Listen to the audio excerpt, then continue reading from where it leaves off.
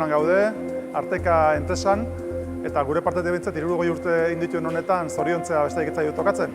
Baina hala ere, zoriontzekin batera nik uste eskertu egin bat zaiela hartu duten konpromisoa gure lurraldearekin, Gipuzkoarekin. Hemen pabilloi berriak erosi dituzte, IGIGB inbertsioak berriak egiten ari dira, ikusten da ilusioa daukatela, etorkizuna daukatela, eta hori da azkenean guk daukaguna etorkizunari begira. Ilusioa behar dugu gure enpresen lehiakortasuna indartzeko, eta azkenean gure ongizate sistema honi eusteko ekonomia lehiakor baten eskutik.